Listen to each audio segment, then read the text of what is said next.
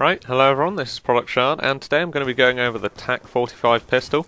It's the second pistol in the pistol class, but you unlock it straight away at level 4. But unlike the 5.7, it does require an unlock token to unlock it. It's a semi-auto pistol, but only has 10 bullets in a mag compared to the 20 of the 5.7. And I will probably be making quite a lot of comparisons to the 5.7 in this video, because it is basically the only thing this gun competes with, as all the others are either fires shotguns or it's a fully auto. Now, I got this gun up to max prestige, max level, and through it learnt basically the one thing you need to know about the TAC-45, which is at close range and kind of getting up to medium range, is that this gun can get a 2-shot kill pretty easily, and then up to 3-shot, well, it goes up to like 6 shots at longer range, but you shouldn't really be using it in that sort of situation. So mainly the way I've been using it is, and the way I would advise using it, especially on things like search and destroy, are making sure that you kind of give yourself the biggest chance to get a 2-shot kill as possible, because pulling off 2 shots with this gun and 3 is quite a big difference when you're going up against SMGs and stuff. And obviously, because it's a pistol, the kind of aiming time is very, very short. So if you can pull out those 2 shots and get them really accurate, then you will kill people extremely quickly, compared to them with either LMGs or assault rifles, or even snipers that have to kind of take a long time to aim in. Before they even get to that point, they'll be dead. Now, again, compared to the 5.7, which has 20 bullets in a mag, as this only has 10, getting those 2-shot kills is much more kind of important, because if you see 2 or 3 people in front of you and you have to fire 5 or 6 shots because you're not being too accurate, or because you're at a kind of medium range where it's taking 3 or 4 shots to kill, then you're going to only be able to kill 1, maybe 2 of them, and then the third, or if there's any more, then they will probably kill you. So on to the kind of first class that I would recommend. And this is mainly for search and destroy, for free-for-all, things like that, where you're taking separate people, or groups of maybe 2 or 3, and you're being kind of stealthy, and you're able to manipulate kind of the situations that you're in. Now, on the gun, you have a choice of either putting a suppressor or a long barrel. The suppressor obviously keeps you stealthy, and you can play in a much more stealthy way, obviously. Or you can put a long barrel on, which increases the kind of 2-shot range that you have. It doesn't increase damage, but it decreases the damage drop over a distance. So it, if you say, like, you would have got a 2-shot kill in 10 meters, it might push that up to 12 or 13. So it gives you kind of a much higher chance of getting a 2-shot kill, and you can get them at longer ranges. Now, you can't put the long barrel and the suppressor on at the same time. I don't see why you can't put a long barrel and then put the suppressor on the end of that, but they don't want you to. So you can only choose one of them, but the other attachment I would recommend for like search and destroy and stuff is putting the laser sight on. Other than it looking pretty cool with the suppressor as well, it kind of brings in the hip fire.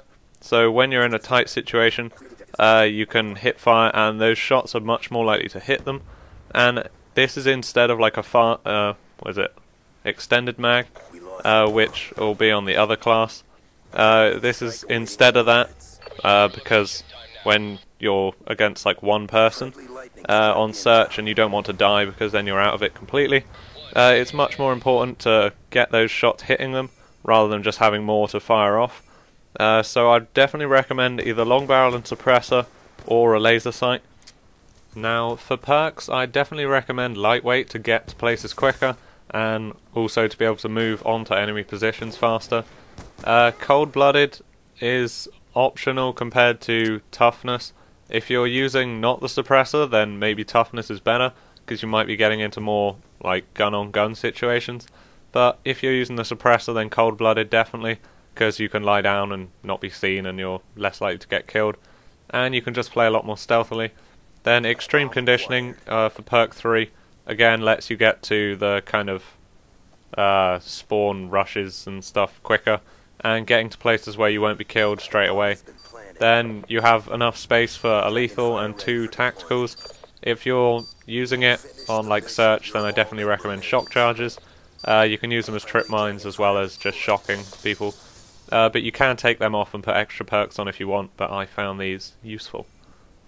Now on to the second class. This is for much higher kind of activity games, where you're playing like Headquarters, Demolition, Domination, Team Deathmatch, stuff like that.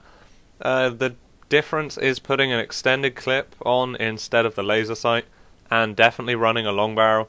Having the suppressor won't really help in these game modes as much, and you need the extra bullets. Now, the gameplay that you'll be seeing is like 60 something and 10, but this is from CrazySJVB, he's my friend, and he is like an absolute beast at just using anything. And he's decided to try and get diamond pistols, so he's been using the TAC, and he just owns people with it. I don't know how he does it, but you will see him just mowing people on kill confirmed here, and he'll be getting lots of kill streaks and stuff. But he is also running the extended clip and the long barrel, and you'll be seeing he's getting lots of 2-shot kills, and in some places the 2-shot kill definitely saves him, and even at quite long ranges he'll be getting them. Like I think here, like that, he gets a 2-shot kill there from quite a long way away, and it saved his life and allowed him to get this kill streak. So getting the 2-shot kills definitely is very important on these higher kind of activity games, but he's already got an auto VSAT, so you can see what he's doing. And you just have to play more defensively than usual, but not too defensively if you can be like particularly accurate. You can't just like hold down the trigger like with an SMG and spray. But there you go, he's already got a lodestar, and he just tears people up with this and goes on even higher kill streaks. So playing the objective with it, definitely, it's kind of that sort of gun. You can't just sit back and get loads of kills, you have to go in and play the objective. And he was collecting huge amounts of tags, which allowed him to get these high kill streaks. But for perks, it's kind of the same sort of perks, but I'd probably recommend toughness rather than cold-blooded, definitely. And if you are trying to go for really high kill streaks like this, then having flak jacket and tactical mask are probably pretty important as well, because you will not want to like get stunned by shock charges and stuff, and concussion grenades, because if you get hit by one of them and you're running an assault rifle or an SMG or something, then you can basically hold down the trigger and just hope they run into your line of fire.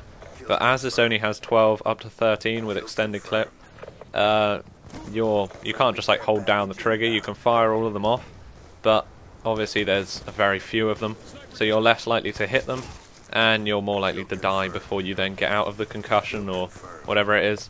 Now, he's not running any tactical, well, he's running one tactical and no lethals. He's just got a black hat for some few extra points when he needs like the few extras to get his kill streak. But it's much more useful to run extra perks with this. It keeps you alive, keeps you mobile, rather than not being able to like get out of a situation. You can run with lightweight or something, or get out with flak jacket, not die from explosions, and it just keeps you alive a lot more than having a few stun grenades to throw around. But if you do find it more useful to throw stun grenades and stuff, and that gets you the extra kills, then by all means do that. But as you can see, he's doing pretty well with extra perk. Thank you for watching, and this has been the TAC 45. You can see he's on like 60 and 9 now, and he continues to get kills.